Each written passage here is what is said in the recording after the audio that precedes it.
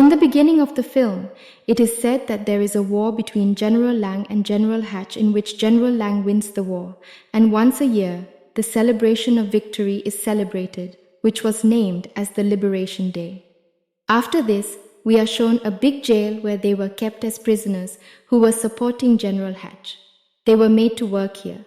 We see the faces of all these prisoners tied to a metal mask so that they could not talk to each other, and a chain was tied to their feet, and then General Link's soldiers come there, who came there to repair a machine they worked to run the same turbine, but they were not able to repair the machine. After that, they call a prisoner named Key Cortland. He comes and repairs the machine.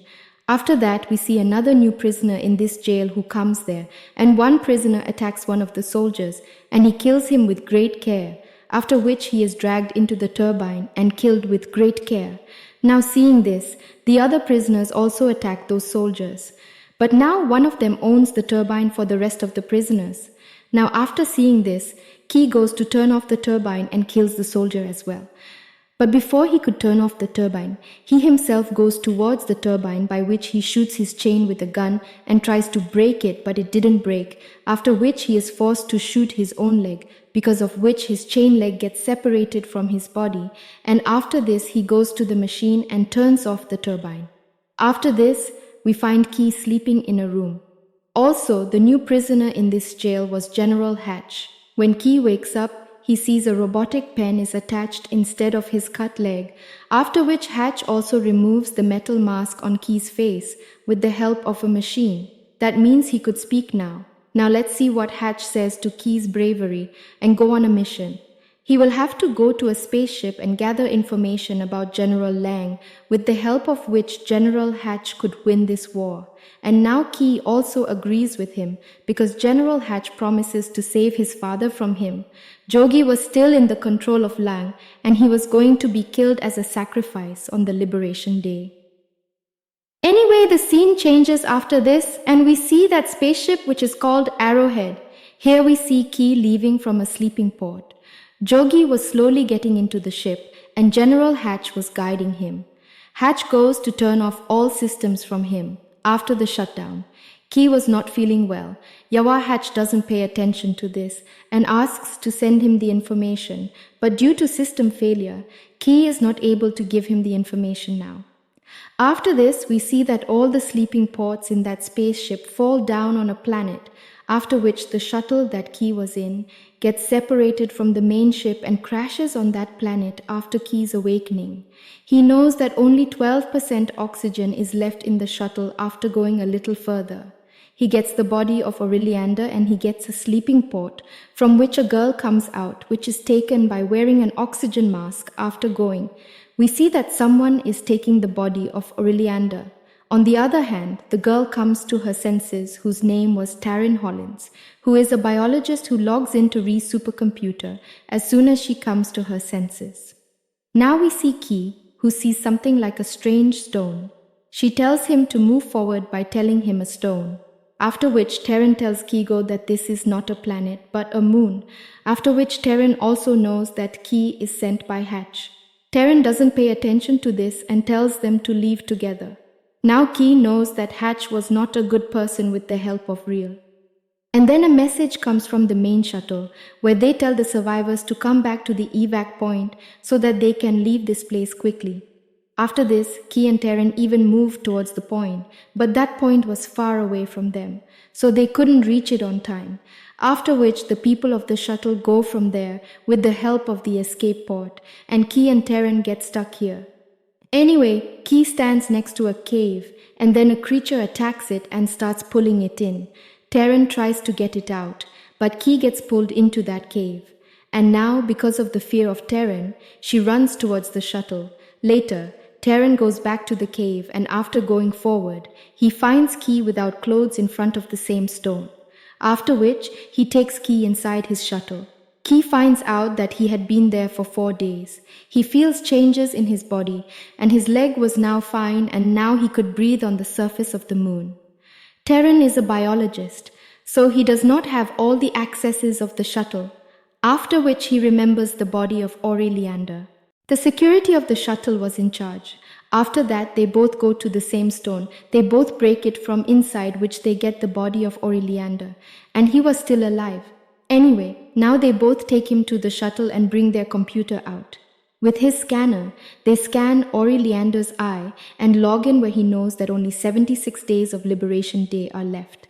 That's why he only had 76 days to save his father. Now, as soon as he sees, Oleander also wakes up and starts behaving strangely and starts shooting at Key and Taryn, because of which Taryn gets shot, and Key gets angry and kills Oleander. And then he sees that he has also been shot in all this, and that's why he gets unconscious because of the pain where he fainted and was still alive. After regaining consciousness, he goes towards the shuttle outside Jabir. He finds 2 stones, in which he feels that one of them is of Oleander and maybe the other one is of Terran. When Karab goes inside the shuttle, Reef tells him that it's been 34 days since he left, and now only 42 days are left in the Liberation Day. After which, here we understand that now Key had no one else besides Reep who could talk to him. Karab night falls and Key hears a strange voice. After hearing this, Key starts behaving strangely and he starts running out of the shuttle. And when he comes here, he sees a strange creature, after which he starts running, and after running a little, his body also transforms into the same creature. And this scene gets blacked out here. And then we see the same shuttle scene where Javargi asks his computer system Reef to get out of the same creature, and he tries to hurt himself, after which Reef tells him that the Liberation Day has been celebrated 2 days ago. After this, we see the scene after 3 years, Javaski had learned to live on that planet. And here only his computer system Reef was his only friend. Karav comes to a place at night where there are many fires. Key is very happy to see this, but when he comes back, Key ties himself with a chain, because of which a creature comes here, and this was Key's plan. As soon as he comes here, Key shoots at that creature, with which that creature is killed. After coming into Karav's shuttle, Reef tells Key that Key is a regenerated body, which Key has made by that creature, and Key has even died once, after which Reef tells him the recording of 3 years ago. The day when Terran died, after hearing this, Key gets to know that Terran was not dead, but just injured, and she went away from there, due to which her signal was cut off, and those 2 skeletons were of Oleander and Key. After hearing this, Key gets emotional, and later he decides to find Terran with his friends, Reef. Now the next day, Key changes in Reef, with which he could fly now, and after this, they both go out to find Terran, after which they both reach a big tunnel where the Reef can't scan the tunnel because the electromagnetic field of this place was very strong now. Here a creature attacks the Key, which is also hurt by the Key, and when the Key is hurt, a very loud sound comes from here, after which the Key finds its own, an Oleander's regenerated body, in the middle of the rocks, after which it kills the Oleander's body, and also a robotic pair with which he takes out of the tunnel, and he knows that magnetic waves are coming from that machine, and when he looks inside, he gets a granite attached, and he understands that Hatch was only using it, and then he sees many escape pods crashing on this planet, and these were the same pods which left them here 3 years ago, and then in that same sky he sees a spaceship. After this, Key goes to his shuttle and starts transferring the data to Hatch, after which the spaceship lands there, which came from the signals sent by Key. After which 2 people come out of the ship and come to his shuttle.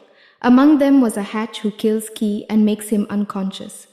After coming to his senses, Key is able to tie himself to the chain, and now after this Hatch asks Key to give him his hand, and also asks him for all the information about the spaceship, on which Key first refuses, but after threatening Hatch, he tells him, all the information is in his computer, which is outside the shuttle, after which Hatch goes outside the shuttle, but he doesn't get any information in that computer. After which Hatch activates the granite, but Key had already attached the granite with his computer, which blasts the grenade near the Hatch in the shuttle. A Hatchman moves forward to kill the Key, which makes the Key angry, and then transforms into the same creature and kills the Hatchman in a bad way, and because of his anger, he attacks the Reef, which breaks it, but here, the Key becomes normal again when the terrain is quiet, but then the hatch comes here, which was injured due to the blast. After that, Terran and Reeve take their side and leave from the hatch ship.